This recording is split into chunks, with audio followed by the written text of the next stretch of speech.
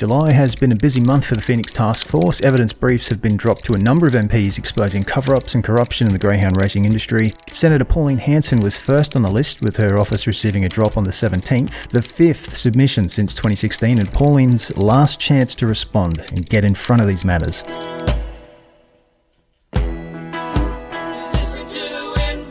The drop was received without question, but it's now the middle of August, the 14-day deadline has already come and gone, and we still haven't received any response. Next on the list was David Crisafulli on the 18th.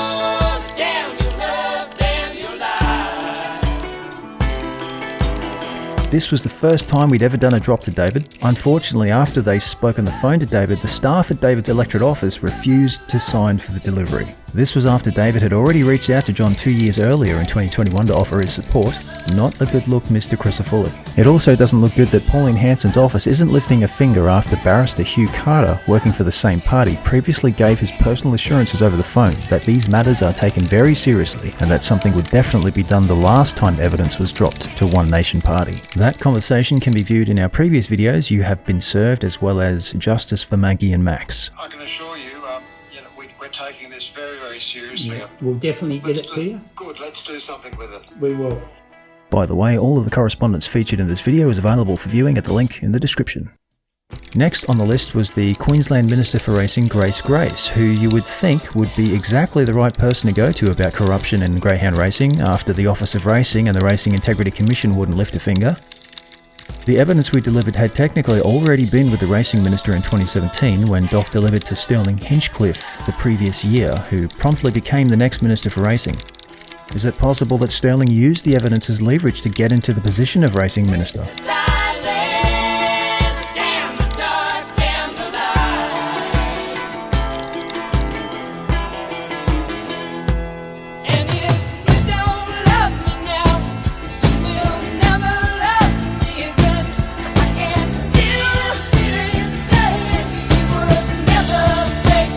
Grace's electorate office almost wouldn't accept the drop, giving us a bit of attitude, and this is how the delivery was signed for.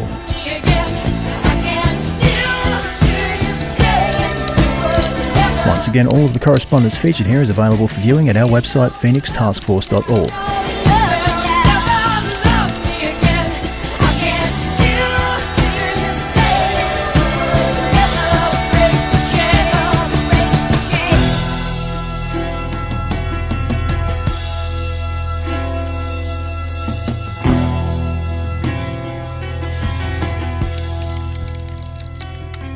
While the iron was still hot, we decided to follow up with Sterling Hinchcliffe to ask why he didn't address matters after taking office as the Racing Minister.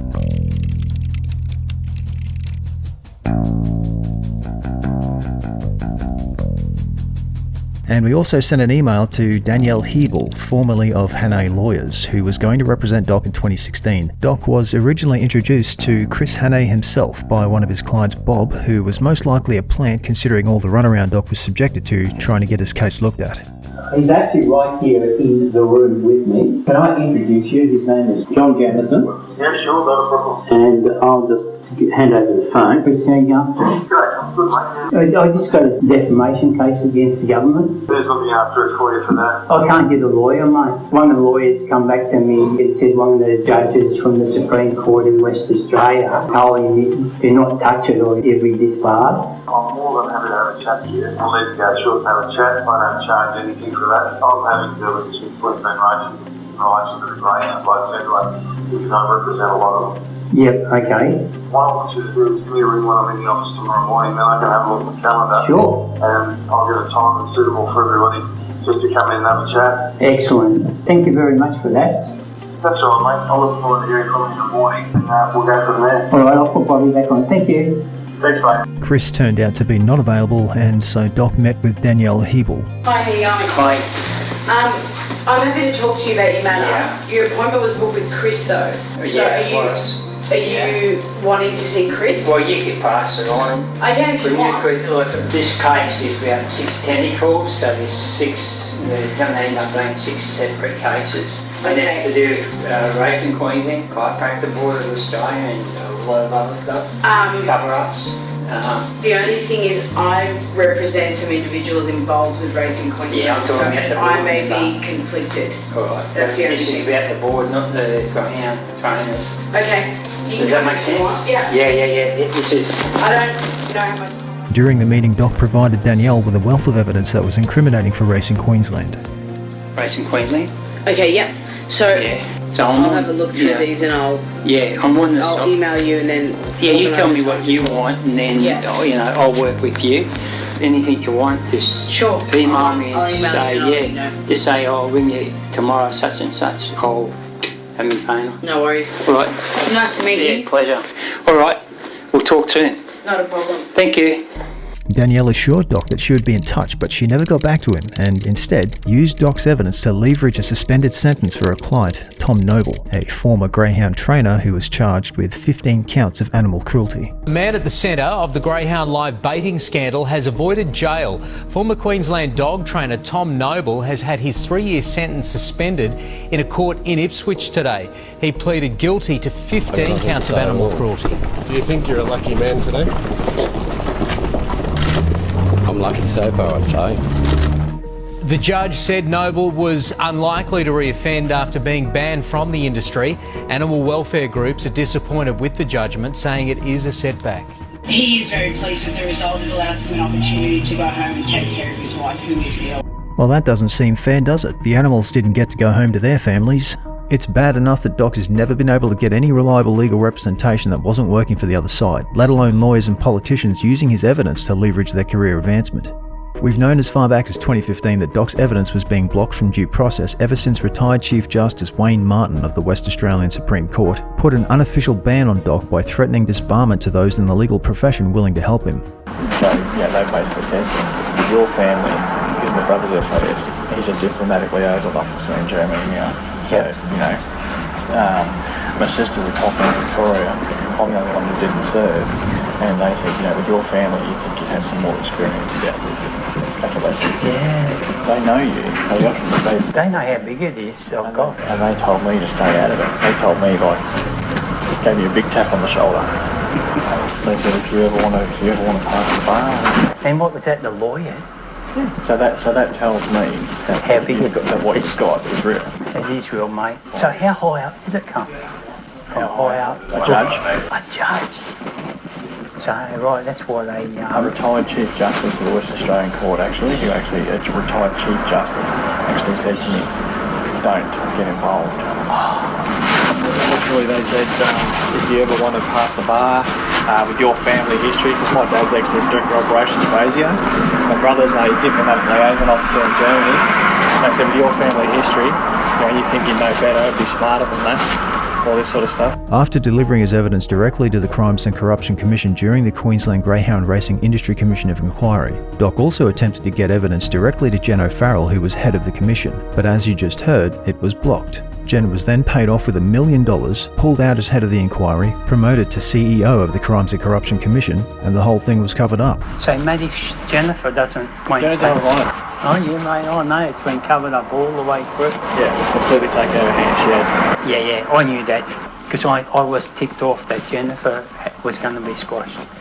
Yeah. And I didn't want... She's not even part of the commission anymore, not part of the board. She was heading it up. They pulled her out because she would have acted on it. They gave her a big payout too. They gave her $1 million payout. Yeah. Literally $1 million. Yeah. And she had to go. No choice. She had to go. Yeah. Like they told her. Yeah. You either go with the handshake or you go without. Yeah. What she suggested was you need to get to the ABC, you need to get to all the news people. They've been shut down. And get them to come to you, but you need to get them talking again.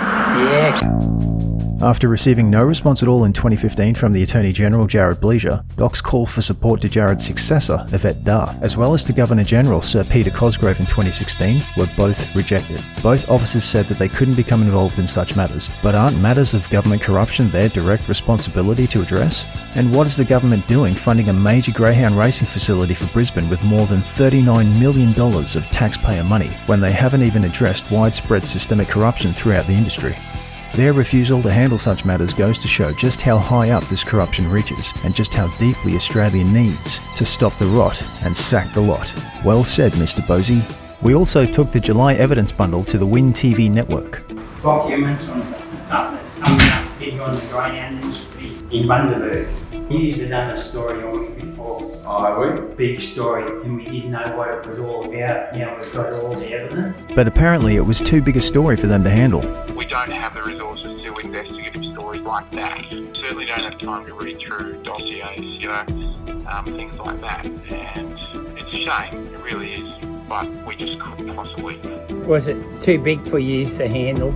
Yeah, as Christian said, he left me a message and said, look, I don't have the time on that. No, I'm sorry I can't help you. Yeah, no worries. All right, we'll arrange to come and pick that stuff up. Is it still in Maroochydore at the head office there? It's on my desk. We went back to collect the evidence, and mysteriously 2 weeks later, the office had relocated. Who would you go to with this? It's so big, it's all about corruption. They're corrupt too. Yeah. I feel like, the government and stuff, we all know what the government are like, they're just for themselves. So. Yeah, well, this is about them. Yeah, social media and then getting people to share your story and what you've uncovered. And Yep. It probably really does need to go to a 9 network. Yeah, I just think news. I just think just going by the news and just getting it out there, just even on social media and just sharing social media. You've been to Channel 7? Even drop it on 7 and just... Yeah. It seems to me like a Four Corners type of story that they'd love to sink their teeth into, and they have people to do that. Yeah, like what, 60 Minutes or something like that, current affair? Yeah, well, current affair or even just 9 News. So that's exactly what we're doing. Don't forget that all of the correspondence featured in this video can be viewed on our website at the link in the description. Remember to support us by signing the petition, get in touch with us if you have evidence of greyhound industry cover-ups and corruption, and watch this space for big developments to come.